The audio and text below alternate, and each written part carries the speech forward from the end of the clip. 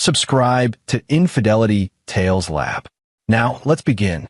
The Montana sky stretched endlessly above the Norton family home, painted in shades of amber and gold as autumn settled over Billings. Everett Norton stood in his woodshop behind the house, carefully planning a piece of cedar that would become a jewelry box for his daughter Katie's 10th birthday.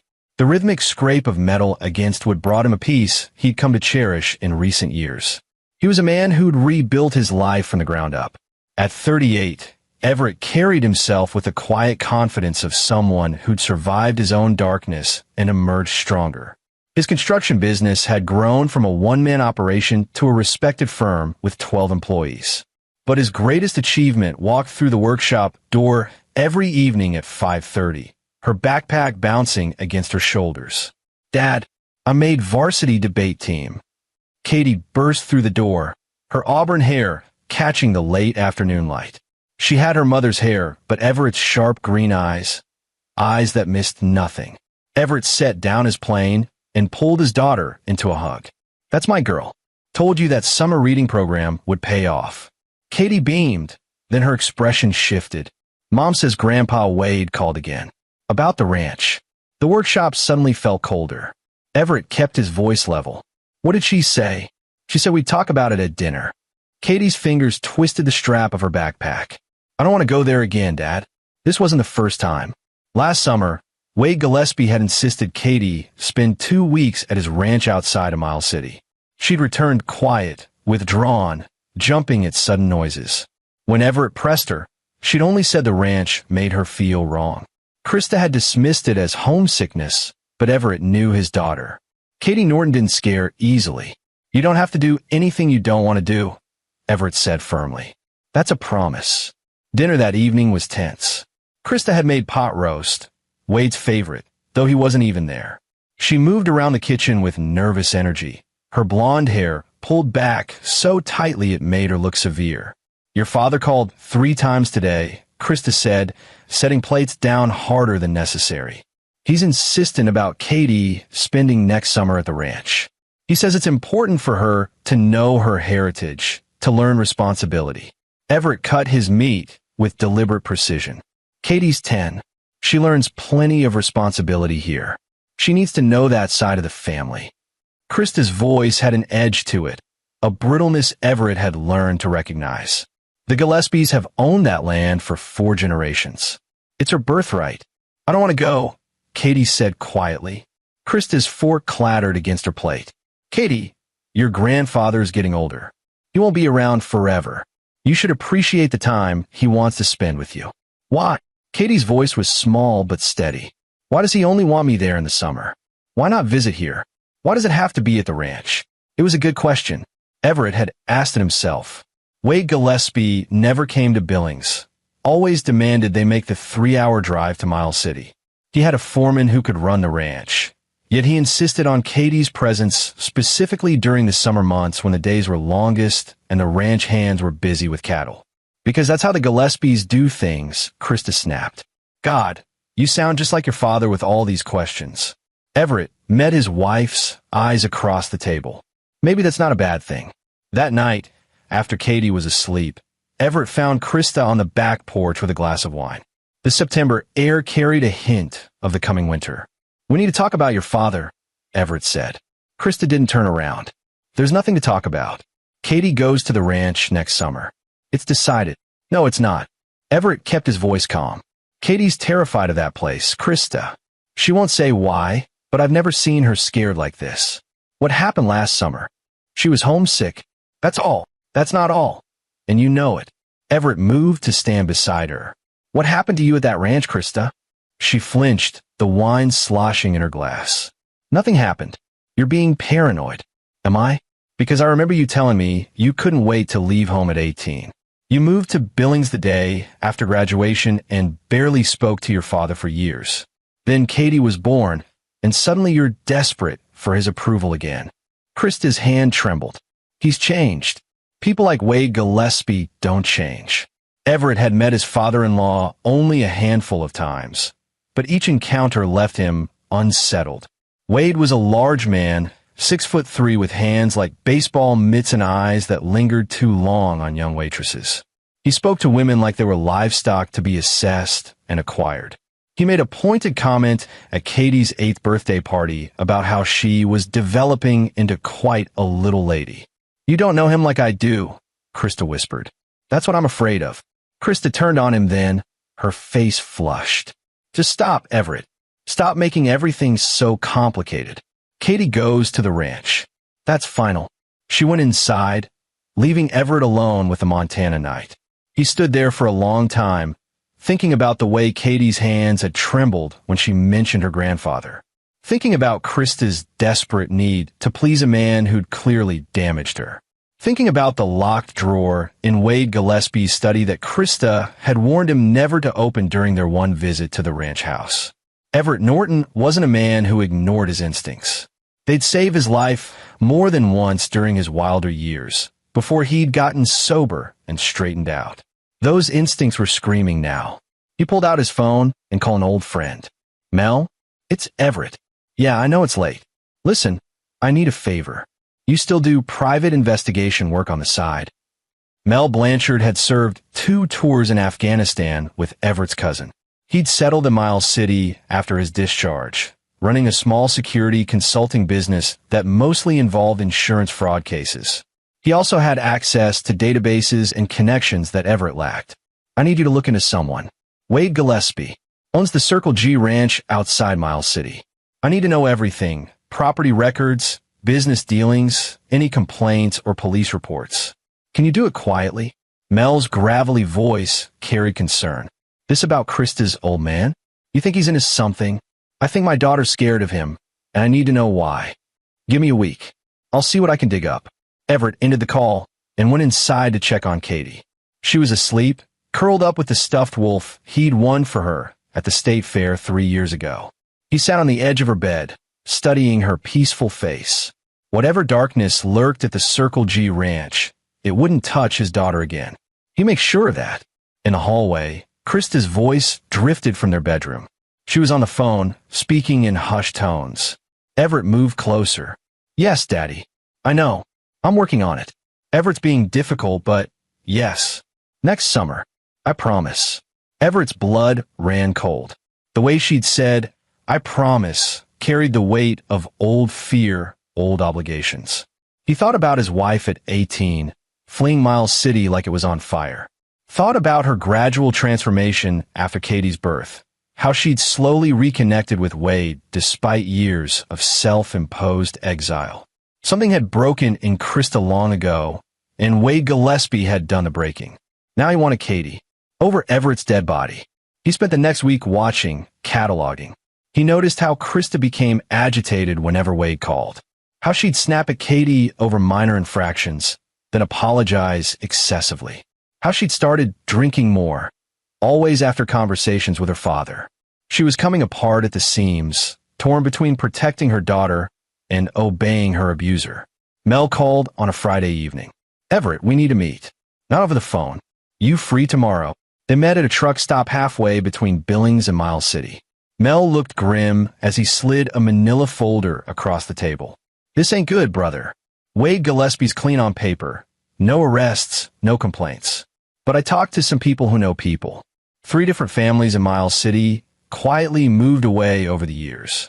All had daughters who'd spend time at the Circle G Ranch during summer programs Wade used to run for troubled youth.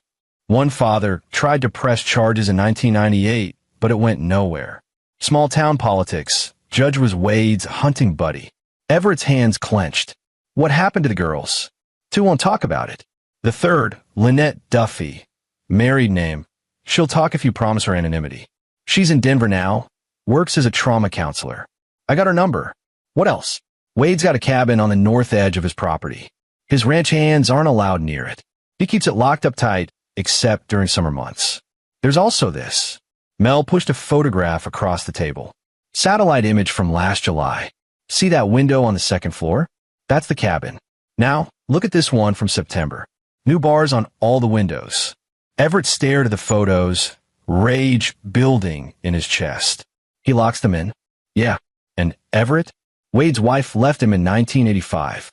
Divorce papers cited irreconcilable differences, but she got nothing in the settlement. Just walked away. Remarried in Oregon under a different name. She died in 2003. Krista would have been 7 when her mother left. Exactly. She grew up alone with that man. Everett felt sick. He called Lynette Duffy that afternoon from his truck, parked in an empty lot where no one could hear. "Mr. Norton, I'll tell you what I told the detective back then." Lynette's voice was calm, clinical. "Wade Gillespie is a predator. He's careful, patient. He grooms parents first, makes them feel special that their daughter has been chosen for this opportunity. Then he isolates the child. By the time anything happens, the parents are so invested in denying it that they turn on their own kids. I tried to tell my parents. They called me a liar, said I was trying to ruin a good man's reputation. I left home at 17 and never went back." What did he do to you? Do you really need the details, Mr. Norton? Or do you just need to know that your instincts are right? I need to protect my daughter. Then don't let her anywhere near that ranch. And watch your wife. If she's insisting Katie go, it's because Wade's got hooks in her too deep to pull free.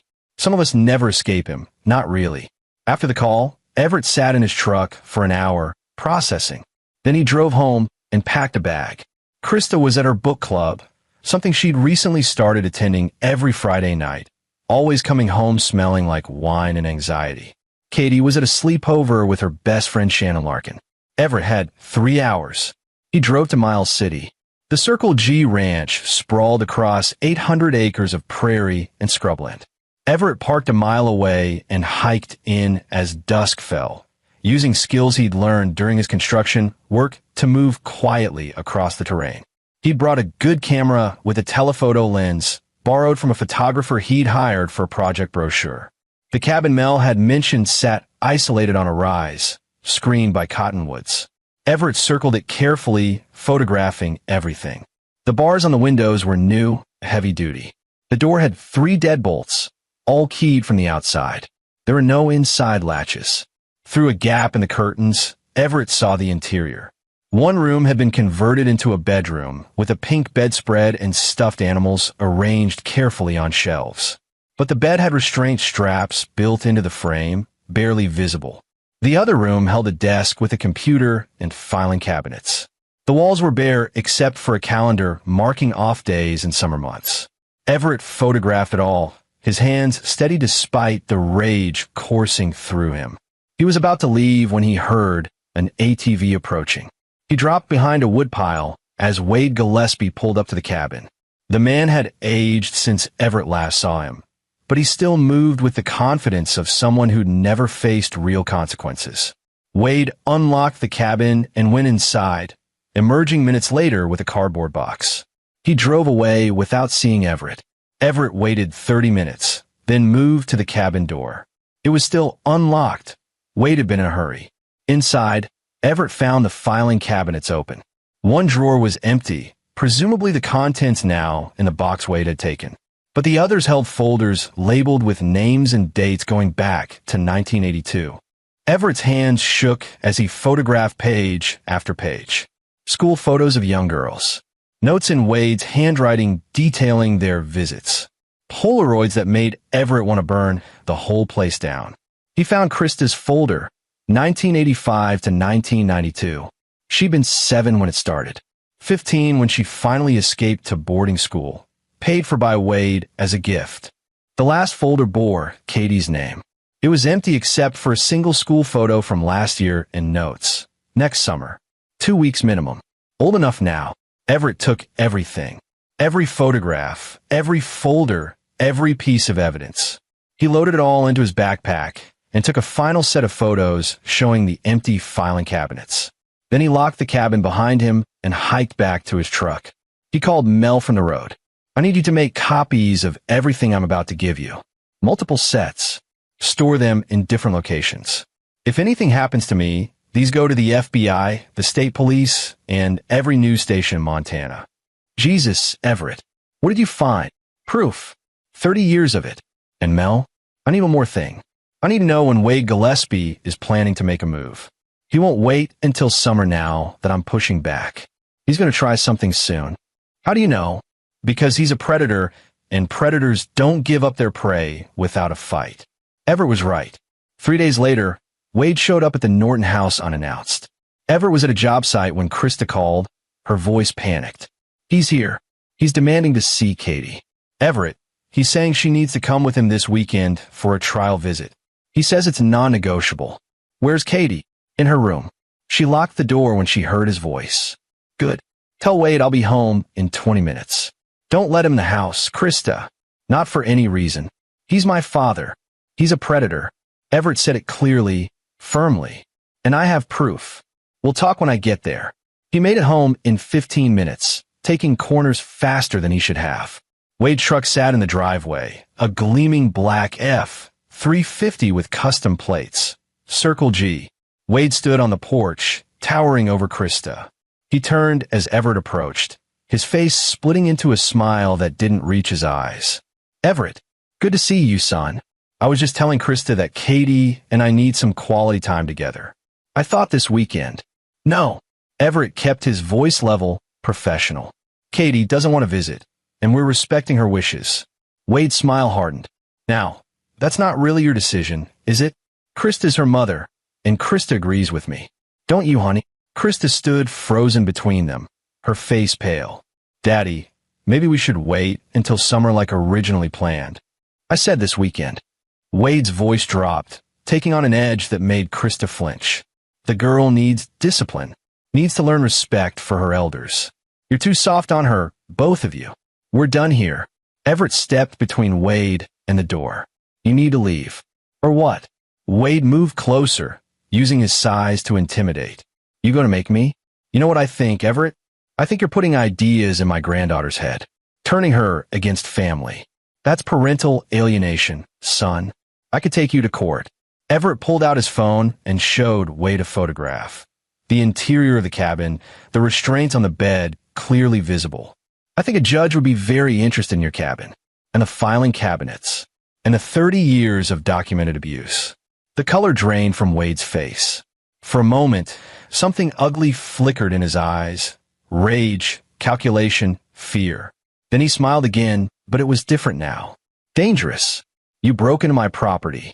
That's trespassing, possibly burglary. Any evidence you gathered is inadmissible. Maybe, but it's plenty admissible in the court of public opinion. I wonder what your ranch hand would think. Your business partners.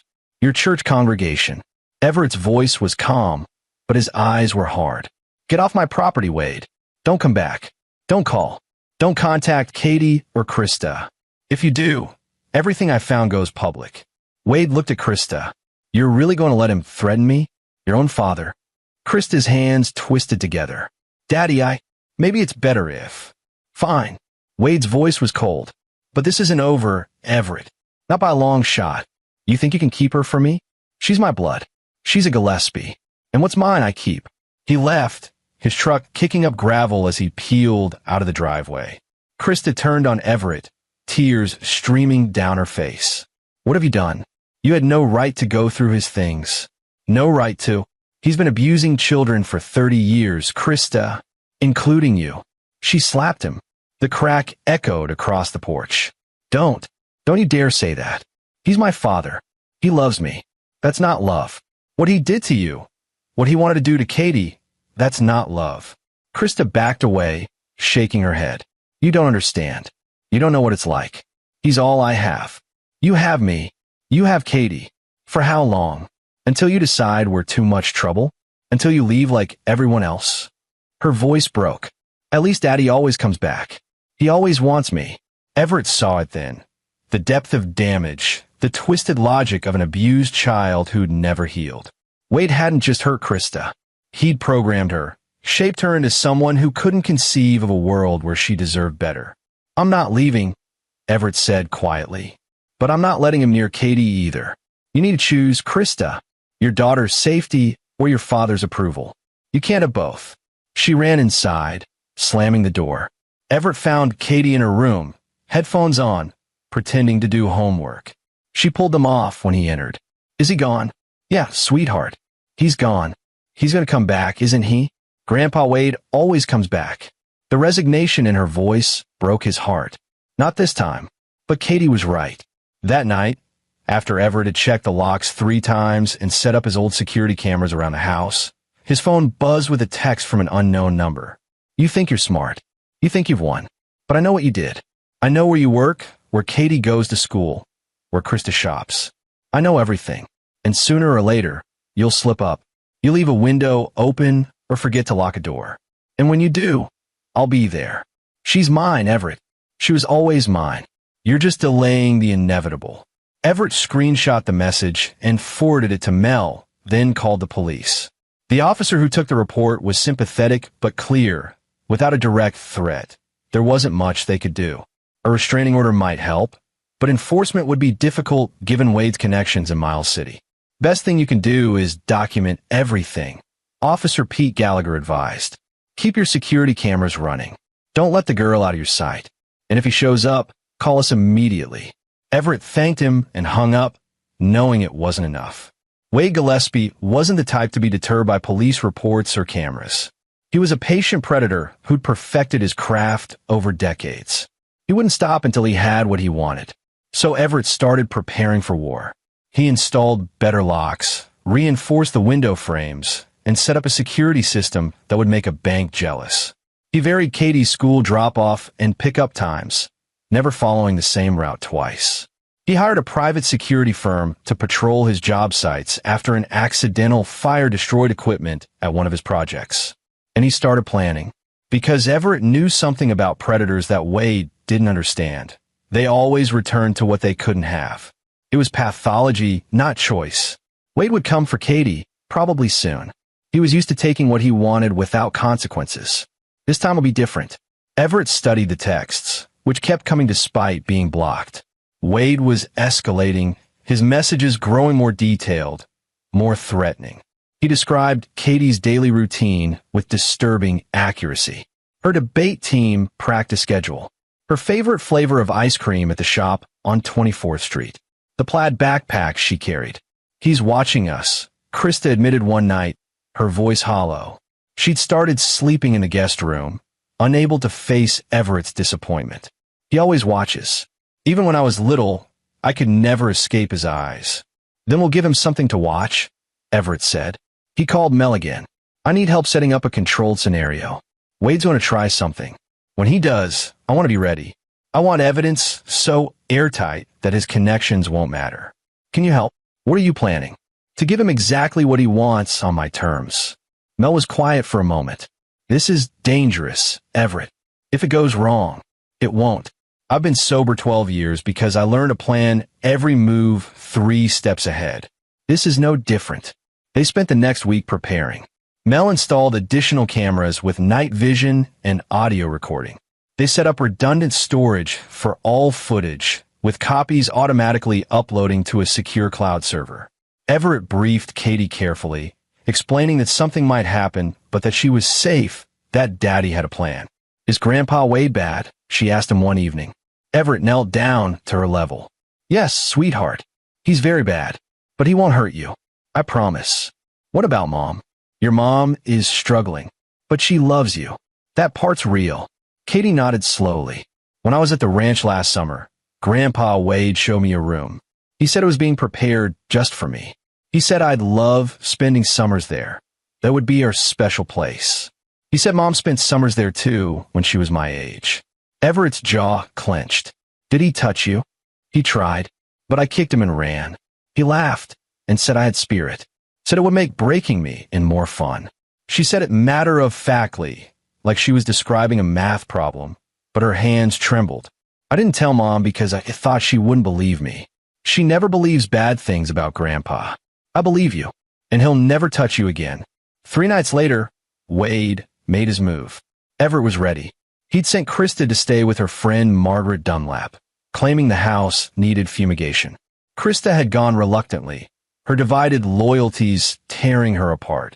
Katie was supposedly sleeping at Shannon Larkin's house, but she was actually in the safe room Everett had constructed in the basement, playing games with noise-canceling headphones while Mel kept watch. In Katie's actual bedroom, Everett waited in the darkness. He'd left the window unlocked deliberately. The curtains were drawn, but not completely. A night light cast a soft glow, illuminating the shape under the covers, pillows arranged to look like a sleeping child. Everett sat in the closet, door cracked, camera in hand. Waiting. He didn't have to wait long. At 2:47 a.m., he heard it. The subtle scrape of the window sliding open. Slow, practiced, nearly silent. Wade had done this before, many times. He knew exactly how to move, how to avoid creaks and squeaks. The window rose fully. A large silhouette appeared, backlit by moonlight. Wade Gillespie hauled himself through with surprising agility for a man his size. He stood there for a moment, letting his eyes adjust, staring at the shape in the bed. Everett's cameras caught everything in high definition. Wade's predatory smile, the rope he pulled from his jacket, the way he approached the bed with eager anticipation. "Katie," Wade whispered, reaching for the covers. "Grandpa's here. Time to come home." He pulled back the blanket and froze, staring at the pillows. Looking for someone? Everett stood up, turning on the lights. Wade spun around, his hand moving toward his pocket. "You son of a—" "I wouldn't." Everett's voice was calm. In his hand was a tire iron from his construction truck. "Cameras are recording everything. You're already done, Wade. The only question is whether you leave here conscious or not." Wade's eyes darted around, calculating. "You set me up. This won't hold up in court. Breaking and entering. Attempted kidnapping. Rope in your pocket that matches the type found in your cabin. Multiple cameras showing premeditation and intent." Everett stepped closer. Plus 30 years of documented evidence of child abuse. Plus testimonies from 3 women you victimized. Plus the text messages you sent threatening my family. Plus the files I found in your cabin detailing your plans for Katie. Wade's face contorted with rage. "She's my granddaughter. I have rights. You have the right to remain silent." Officer Pete Gallagher stepped into the room, along with 2 other officers and a detective. They'd been waiting in the hallway, listening through Everett's security system. "Wade Gillespie, you're under arrest." Wade lunged toward Everett, but the officers were faster. They had him on the ground in seconds, cuffing his hands behind his back. He fought and cursed, but it was over. Detective Darrell Joseph pulled Everett aside while the others hauled Wade out. "We'll need your full statement. The cameras, the files, everything. It's all ready. Mel Blanchard has organized copies for you. You took a hell of a risk, Mr. Norton." "No risk at all. I knew exactly what he'd do. Men like Wade can't help themselves. They always go back for what they think they own." The detective nodded slowly. "For what it's worth, I think you did the right thing. My daughter's about Katie's age. If someone, I probably would have used more than a tire iron." The thought crossed my mind. The detective left, and Everett sat down on Katie's bed, the adrenaline finally catching up with him. His hand shook. It had worked. His daughter was safe. Mel emerged from the basement with Katie. She ran to Everett, wrapping her arms around him. "Did you get him, Dad?" "Yes, sweetheart. I got him." "Is he going to jail?" "For a very long time." The next morning, Krista came home. Everett showed her the footage, the evidence, all of it. She watched in silence, tears streaming down her face. "He's my father," she whispered when it was done. "He's a monster," Everett corrected gently. "What he did to you wasn't your fault. You were a child. But now you have a choice. You can keep defending him, or you can get help. Real help. For yourself and for Katie." Krista looked at their daughter, who stood in the doorway watching them with cautious eyes. "I don't know how to be different. That's okay. We'll figure out together. But it starts with choosing Katie over Wade. Can you do that?" It took a long moment, but finally Krista nodded. "I'll try." The trial took place 8 months later. The prosecution had built an overwhelming case. Beyond Everett's evidence, 2 more women had come forward after Wade's arrest. One had been keeping a detailed diary for 20 years, waiting for someone to believe her. The physical evidence from the cabin was damning. The text messages showed clear premeditation. Wade's defense attorney tried to argue entrapment, but the mountain of historical evidence destroyed that claim. This wasn't a one-time mistake or a setup. It was a decades-long pattern. The jury deliberated for 3 hours. Guilty on all counts. At sentencing, the judge was unsparing. "Mr. Gillespie, you've stolen innocence from children for over 30 years.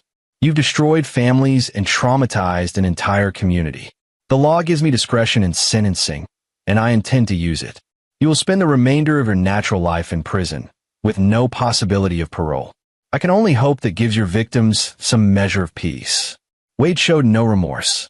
Even being led away in chains, he stared at Everett with pure hatred. But Everett didn't flinch. He'd already won. Krista started therapy that same week. It was slow, painful work. She had decades of trauma to unpack, layers of manipulation to peel away. But she showed up every session.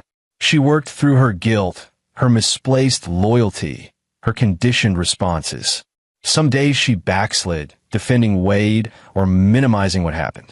But gradually, with Dr. Sylvia McCormick's help, she began to separate the father she'd wanted from the monster he'd actually been. Katie started therapy too, processing not just last summer, but the generational trauma that had nearly claimed her. She'd been saved by her own instincts and her father's vigilance. Dr. McCormick said she'd probably saved future victims too. Wade would have continued until someone stopped him. The Circle G ranch was seized by the state and auctioned off. The proceeds went to a victims fund. The cabin was demolished. Everett went out to watch them tear it down, needing the closure. Mel Blanchard was there too. You did good, brother. I just protected my kid. You did more than that. You broke a cycle that's been going on longer than either of us has been alive. That takes guts. Or just stubbornness. Mel laughed. Same thing, really. On Katie's 11th birthday, Everett finished the jewelry box he'd been making. He'd added an inscription on the lid, "For my brave girl. Love, Dad." She opened it on her birthday morning, her eyes going wide. "It's beautiful. You know what goes in it?" Everett asked. "Jewelry. Eventually. But first." He handed her a small envelope. Inside was a card with a phone number. "That's the number for a national hotline for kids who need help. I want you to memorize it. And I want you to promise me something. If you ever feel unsafe with anyone, you'll call that number. Or call me. Or call Mel. Or tell a teacher. Promise me you'll never stay silent about something that scares you." Katie nodded seriously. "I promise." "Good. Because what happened with your grandfather, it only worked because people stayed silent. Your mom stayed silent. Other victims stayed silent. But you were brave enough to tell me the truth, even when you were scared. That's the bravest thing anyone can do. Mom's getting better, isn't she?" "Yes, she is. Slowly but surely." And she was. Krista would never be perfect. The damage ran too deep. But she was trying. She'd cut all contact with anyone who defended Wade, including her Aunt Frances Wilcox, who'd called Everett a liar.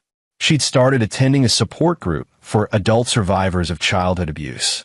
She'd written Katie a letter apologizing for not protecting her, for almost betraying her to Wade. Katie had read the letter and cried. Then she'd hugged her mother and said, "It's okay, Mom. We're safe now." 1 year after Wade's sentencing, Everett received a call from Detective Joseph. "Thought you want to know, Wade died in prison. Heart attack, apparently. Though between you and me, word is some of the other inmates found out what he was in for. Child predators don't do well inside." Everett felt nothing. No satisfaction, no relief, just nothing. "Thanks for letting me know. How's your family doing?" "Better. Healing. Katie's thriving. She won the state debate championship last month. Krista's in school, training to be a social worker. She wants to help other survivors." "That's good. Real good. You ever think about what might have happened if you hadn't listened to your gut?" "Every day. That's why I'll never ignore it again." That evening, Everett told his family about Wade's death over dinner. Krista cried, not from grief, but from relief. "It's really over? It's really over." Katie was quiet for a moment. Then she said, "I'm glad he's dead. Does that make me a bad person?" "No, sweetheart. It makes you human. He hurt you. He hurt your mom. He hurt a lot of people. You're allowed to be glad he can't hurt anyone else. I wish I'd been braver last summer. Wish I'd told you right away instead of waiting. You were plenty brave. You survived. You spoke up when it mattered. That's all anyone can ask." They ate in comfortable silence for a while. Then Krista said, "I've been thinking about starting a support group for mothers who failed to protect their children from family members. I can't be the only one who got trapped in that cycle." "I think that's a great idea," Everett said. Dr. McCormick says I might never forgive myself completely, but maybe I can help other mothers do better than I did. You're doing better now. That's what matters. Later, after Katie was asleep, Krista found Everett in his workshop. He was building a new bookshelf for Katie's growing library. "Thank you," Krista said quietly, "for not giving up on me, for protecting Katie when I couldn't, for everything. You're my wife. She's my daughter. There's nothing to thank me for. There is, though. You could have divorced me, taken Katie, and left. God knows you had cause, but you stayed. You helped me fight my way out of the fog." Everett set down his saw and pulled her close. "We're family. That means we fight for each other, not against each other. Your father tried to teach you that family means blind loyalty and silent compliance. But real family means protecting the vulnerable and standing up to abusers, even when it's hard. I'm trying to learn that. I know, and you're doing great." 6 months later, Krista's support group had grown to 12 members. They met weekly in the community center, sharing stories and strategies. Several had cut ties with abusive family members. Others were working through court cases or custody battles. All of them were learning to put their children's safety above their parents' demands. Everett sometimes attended as a spouse supporter, along with other partners. He'd share what he'd learned, to trust your instincts, to believe your child even when it's easier not to understand that protecting an abuser makes you complicit in the abuse. "My wife tells me I'm too harsh," one man said during a session. "Says I'm judging her for not seeing what her uncle was doing. But damn it, our daughter told her something was wrong, and she didn't listen. Being angry is natural," Everett replied. "But remember, your wife was probably groomed too. These predators are good at what they do. They create systems where victims protect them. Breaking free of that takes tremendous courage. Be patient, but also be clear about your boundaries. Your daughter's safety isn't negotiable." The man nodded, some of the tension leaving his shoulders. After the meeting, a woman approached Everett. "I'm Ada Barnett. My daughter is about Katie's age. My father, he's a lot like Wade Gillespie. I've been trying to work up the courage to cut him off completely, but my mother says I'm being cruel. That family is family, no matter what." "Your mother is wrong," Everett said firmly. "Family is who protects you, who makes you safe. Anyone who demands access to your child while making the child feel unsafe isn't family. They're a threat. What if I'm overreacting? What if my daughter is just sensitive and I'm destroying family relationships over nothing? What does your gut tell you?" Ada's eyes welled up. "That my father is dangerous. That I need to keep my daughter away from him. But saying it out loud feels like admitting I failed her already." "You haven't failed her. You're here, aren't you? You're learning, fighting, trying to break the cycle. That's not failure. That's victory." Ada started crying, and Krista moved to comfort her while Everett stepped back. This was the work now, helping others escape the traps that had nearly destroyed his own family. Katie was 13 when she gave her first speech about childhood safety at a school assembly. She spoke clearly and confidently about the importance of listening to your instincts, about how adults aren't always right, about how family members can be dangerous. "My grandfather tried to hurt me," she told the auditorium full of middle schoolers. "He was charming to everyone else, but he scared me. And when I told my dad, he believed me. He protected me. That's what adults are supposed to do. Believe kids when they say they're scared." The principal had worried the speech would be too intense, but the response was overwhelming. 7 students came forward with their own stories of abuse or inappropriate behavior by family members. 2 teachers quietly disclosed their own childhood experiences.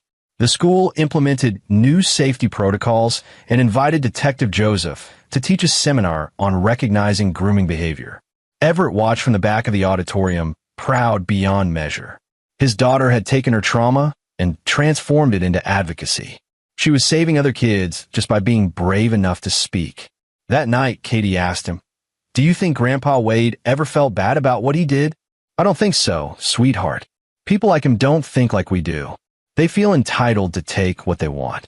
I used to think there was something wrong with me, that I'd done something to make him. There was nothing wrong with you. There was everything wrong with him. I know that now.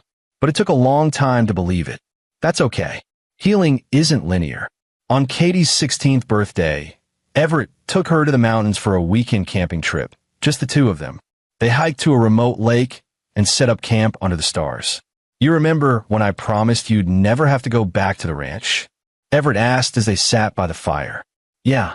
I need you to know something. I would have died before I let him take you. There was no scenario where I was going to fail you." Katie leaned against his shoulder. "I know, Dad. I always knew. You're going to college soon. You'll be out in the world on your own. And I need you to remember, you have good instincts. Trust them. If something feels wrong, it probably is. Don't let anyone convince you otherwise. Even if it's someone I'm supposed to trust. Especially then, trust is earned, not given. And anyone who demands blind trust is usually hiding something." They sat in comfortable silence, watching the stars wheel overhead. Everett thought about the man he'd been before Katie was born, directionless, struggling, lost. She'd saved him as much as he'd saved her, given him purpose, made him better. "Dad," Katie said quietly, "thank you for fighting for me. Always, sweetheart. Always."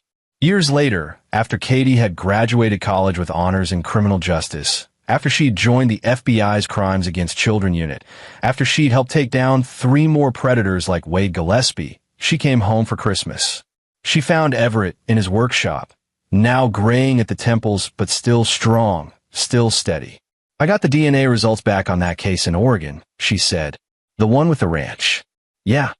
Same MO as Wade. Isolated children, summer camps, locked cabin. We found files going back 40 years. The suspect is 72, been doing this his whole life." Everett set down his tools. "You get him. We got him. And Dad, we found connections. Heath and Wade were friends. They shared victims sometimes. Traded them between ranches." The room went cold. "Jesus. The good news is we've identified 3 other ranches in the network. We're taking them all down simultaneously next week. It's going to be huge, probably the largest child abuse ring in Montana history. But Dad, I couldn't have done this without what you taught me. You showed me that one person standing up, one person refusing to be silent, can break these cycles. You started this." Everett pulled his daughter into a hug. "No, sweetheart, you did this. I just got you started. Still, I wanted you to know what you did that night, waiting for Wade. It saved more than just me. The evidence you gathered, it's helped us identify patterns, connect cases. You literally changed the trajectory of dozens of children's lives. I just protected my kid." Katie smiled. "That's what you always say. But it was more than that. You chose to fight when it would have been easier to look away. You believed me when even Mom couldn't. You taught me that protecting children is more important than protecting family secrets." Everett thought about that night 6 years ago, sitting in Katie's closet with a tire iron and a camera, waiting for a monster. He'd been terrified, not of Wade, but of failing, of missing something, of not being enough. But he had been enough, and Katie was living proof. "I'm proud of you," he said, "more proud than I can ever express." "Right back at you, Dad." That evening, the whole family gathered. Everett, Katie, Krista, and Krista's support group members who'd become like extended family. They ate and laughed and shared stories. The room was full of survivors and protectors, people who'd chosen safety over silence, truth over tradition. As Everett looked around the table, he felt a deep sense of peace. Wade Gillespie had tried to destroy their family, to claim Katie as another victim in his decades-long campaign of abuse. But he'd failed. He'd underestimated a father's love and a daughter's courage. He'd underestimated the power of one person saying enough. And in the end, justice had prevailed. Not perfectly, not completely, but enough. Enough to sleep at night. Enough to look his daughter in the eye. Enough to know he'd done everything in his power to keep her safe. The next morning, Katie found him outside, watching the sunrise. "You okay, Dad?" "Yeah, just thinking about all the ways this could have gone wrong. All the times I almost missed the signs. But you didn't. That's what matters. Maybe. Or maybe I just got lucky." Katie shook her head. "No, you were prepared. You trusted your instincts. You acted when action was needed. That's not luck, that's skill." Everett smiled. When did you get so wise? I had a pretty good teacher. They stood together in the early morning light, father and daughter, survivors and fighters. Behind them, the house was warm with family and fellowship. Ahead, the future stretched bright and open. Wade Gillespie had tried to steal Katie's childhood, to damage her the way he'd damaged so many others. But he'd failed. She'd grown into a strong, brave woman who dedicated her life to protecting other children. His legacy of pain had been transformed into a legacy of protection. And Everett, he'd kept his promise. Katie had never gone back to that ranch, never suffered at Wade's hands, never had to carry the scars Krista bore. Sometimes late at night, Everett still thought about that moment. Wade climbing through the window, rope in hand, anticipation on his face. The moment when the predator realized he'd walked into a trap. The look of rage and fear when he understood he'd finally face consequences. Those memories didn't haunt Everett. They comforted him because they proved that monsters could be stopped, that predators could be defeated. That one person, acting with courage and preparation, could change everything. "I love you, Dad," Katie said. "I love you too, sweetheart, more than anything in this world." The sun broke over the horizon, painting the Montana sky in shades of gold. A new day, a safe day, a day Wade Gillespie couldn't touch. And that, Everett thought, was victory enough. And there you have it. Another story comes to an end. What did you think? I'd love to hear your thoughts in the comments below. If you enjoy this story, consider joining our community by subscribing. It means the world to us. For more stories like this one, check out the recommended videos on screen. And I'll see you there.